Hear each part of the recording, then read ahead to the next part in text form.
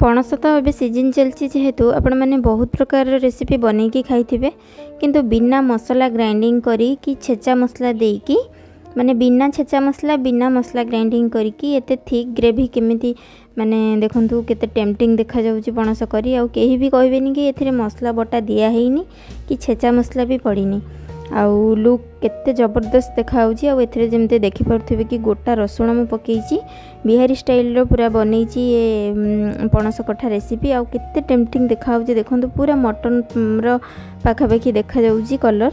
तो रेसिपीटी बहुत ही जबरदस्त होता।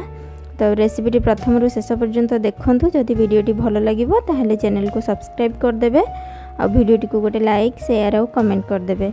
तो ये मुझे देखौची एंड पार्टा देखौची जोटा कि मु करीटा मोर ऑलमोस्ट रेडी हो जाइतला आ शेष रे खाली कसुरी मेथी मु ऐड करथिली। बहुत ही बढ़िया फ्लेवरफुल थिला तरकारी आ आपण लुक रु ही सब जानि पारुथिबे माने देखा जाउची जो भलिया टेम्पटिंग। तो मते किछि कहिबार ही आवश्यक ही नाही। तो केमिति आपण बनेबे ये तरकारी आ पणस काटिबा मध्ये जो मानकु जणा न थाए ए वीडियोटी निश्चय देखंतु। तो मुझे केमिति पणस इजी वे रे काटिबे मो से प्रोसेसटा आपण मानक सहित शेयर करिछि। तो सेथिपई मु गोटे मीडियम साइज रे नै जाइछि पणस कठा जोटा हेइ थाए खाइबा पई कंचा। तापरे एठी छुरी रे तेल मु एठी छुरी रे काटुछि आपण पनिक रे भी काटि परिबे। छुरी रे मते टिके इजी लागे पनिक के अपेक्षा। तो आपण पनिक रे भी काटि परिबे जदि आपनकर असुविधा हबो।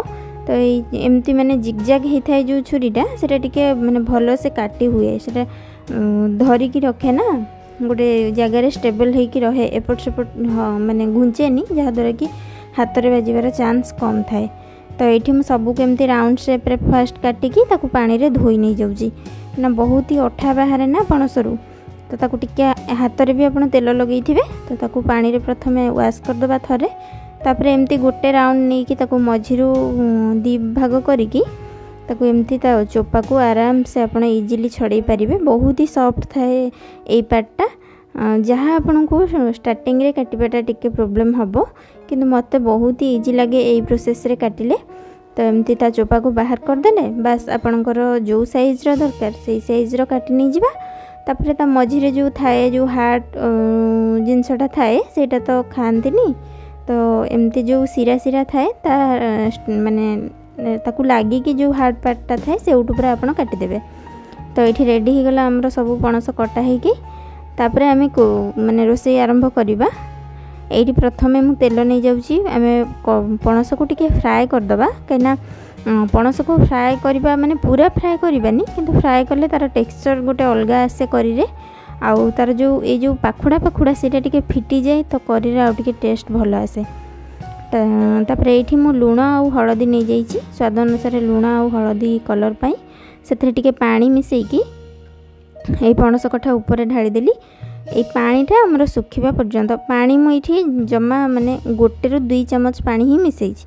ए पानीटा हमर जतबेले ड्राई हे जिवो सेति बेले आमे पणस को काढी देबा आ केते सुंदर देखा होउची देखंतु।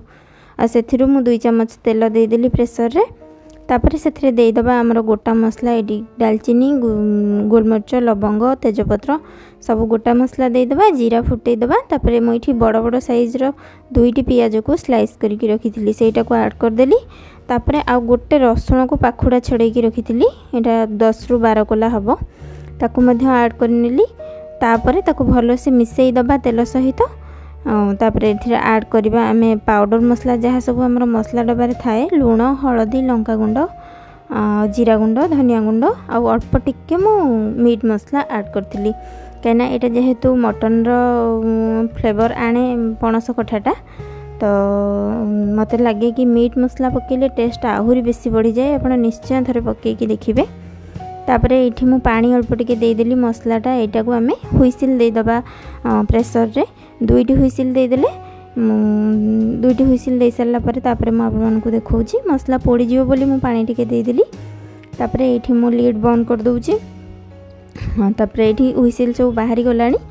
तापर एठी हमरो मसलाटा पूरा सिझी जाईची ए मसलाटा को आमे एमती डंकी रे घोरी घोरी की स्मूथ पेस्ट बने नि जिबा।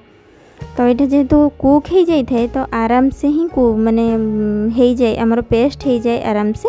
आउ एटा एमितिका पेस्ट बनबो जे पूरा माने ग्राइंडिंग हैला परिका नहीं पूरा दरदर माने अधा छेचा अधा कंचा सॉरी अधा छेचा और अधा माने पेस्ट। तापर ये मु दुईटा रसुण को धोईकी गोटा रसुण को ऐड करी बहुत ही बढ़िया फ्लेवर आसो। एथिरे आमे ना टमाटो ना अदा ना दही किछि भी ऐड करिने किंतु खाली पियाज रसुण रे एते सुंदर टेस्ट होता। ये ग्रेवीटी आपण मैंने निश्चय थोड़े ट्राए करेंगे। यहाँ मुझे कहूँ आपण मानक जदि आपण मैंने मो रेसिपी देखुंत ताहले निश्चय मो कथार ये माने रेसिपीटी बनातु थे। तापर आपण बारंबार बनइबे जितेबाला भी पणस आणवे। तापर ये मु पणस को देकी से मसलाटा टिके कषि गला पणस को देकी कषिकी टिके गोटे हुइसिल देदेली। तापर हुइसिल को खोली देली माने एयरटा पलैला माने देखे एयरटा टोटाल खोली देली। एयर जीवा पर्यंत आ वेट करेंगे ना पणस सब फिटिज। गोटे हुइसिल देला एयरटा को खोली देकी तापर एमती कड़े को ढाली देली। जेहेतु आम पणस को फ्राए करें पुणी हुइसिल भी देचे प्रेसर रे तो फिटी जीवार चांस अच्छी। तो कड़े रे मिसेले किसी भी फिटबनी। शेष में खाली कसुरी मेथी ऐड करदे रेडी हो आमर बिहारी स्टाइल पणस करी। आपण ए पर्यंत वीडियोटी देखि बहुत बहुत धन्यवाद। रहिली नमस्कार।